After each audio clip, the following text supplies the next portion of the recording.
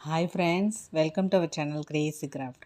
இன்றைக்கி இந்த வீடியோவில் நம்ம பார்க்க போகிறது யாரும் நீங்களே கெஸ் பண்ணியிருப்பீங்க. இன்றைக்கி தமிழ் தாத்தாவின் பிறந்தநாள், அதாவது உவே சாமிநாதையர் அவருடைய பிறந்தநாள். ஸோ இவரை பற்றி சில விஷயங்கள் நம்ம தெரிஞ்சுக்கலாம் வாங்க. முதல்ல உவே சா, அதுக்கு விரிவாக என்னன்னு பார்க்கலாம். உத்தம தானபுரம் வேங்கட சுப்பையர் சாமிநாத ஐயர், இவரை தான் சுருக்கி நம்ம உவேசா அப்படின்னு அழைக்கிறோம்.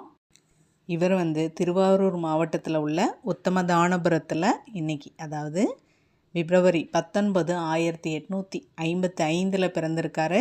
ஒரு சில குறிப்புகளில் அவரோட தாய் ஊரான சூரிய மூலை அந்த இடத்துலையும் பிறந்ததாக குறிப்புகள் இருக்குது. இவரை நாம் ஏன் தமிழ் தாத்தா அப்படின்னு சொல்லி அன்போடு அழைக்கிறோம் அப்படின்னா, அழிந்து போகும் நிலையில் இருந்த பண்டை தமிழ் இலக்கியங்களாம் தேடி தேடி கண்டுபிடிச்சி அதை நமக்கு பதிப்பிச்சு தந்திருக்கார். அவருடைய வாழ்நாளில் பெரும்பகுதியே தன்னோட தமிழுக்காகவே அர்ப்பணித்த ஒரு உயர்ந்த மனிதர். 50 ஆண்டுகளுக்கும் மேலாக ஓலைச்சுவடிகள்லாம் தேடி தொகுத்து சிலப்பதிகாரம், மணிமேகலை, புறநானூறு உள்ளிட்ட 90க்கும் மேற்பட்ட நூல்களெல்லாம் பதிப்பிச்சிருக்கார். அது மட்டும் இல்லாமல் இவர் முறைப்படி கர்நாடக இசையும் பயின்றவர்.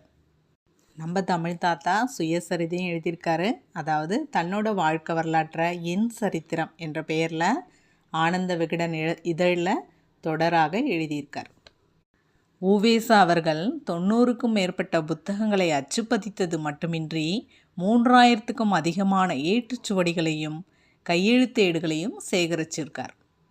அவருடைய பேச்சாற்றல் அப்படின்னு பார்க்கும்போது உவேசா அவர்கள் கருத்தாழத்தோடு நகைச்சுவை இழையோடு பேசுகிற திறமை மிக்கவர். உவேசா அவர்கள் தமிழுக்கும் இலக்கியத்துக்கும் ஆற்றிய பங்களிப்பை பாராட்டி மார்ச் 21, 1932 அன்று சென்னை பல்கலைக்கழகம் மதிப்புறு முனைவர் அப்படின்ற பட்டம் அளித்திருக்கு. இது தவிர மகா மகோபாத்தியாயா மற்றும் தக்ஷிண கலாநிதி என்ற பட்டங்கள்லாம் பெற்றிருக்காரு. அது மட்டும் இல்லாமல் நம்மளோட இந்திய அரசு பிப்ரவரி 18, 2006 இவரது நினைவு அஞ்சல் தலையை வெளியிட்டது. நம்ம தமிழுக்காக இவ்வளோ ஒரு சாதனை சரித்திரம்லாம் படைத்த இவருக்காக நம்ம நல்லா தமிழ் பேசணும், தமிழில் எழுதணும், எல்லாமே பேச்சாற்றல் எல்லாமே அதிகமாக இருக்கணும். முக்கியமாக பழங்கால இலக்கியங்களெல்லாம் சேமித்து வச்சுக்கணும். நம்மளுடைய தலைமுறைக்கும் கண்டிப்பாக கொண்டு சேர்க்கணும். இதுதான் நம்ம தமிழுக்கும் இவருக்கும் செய்கிற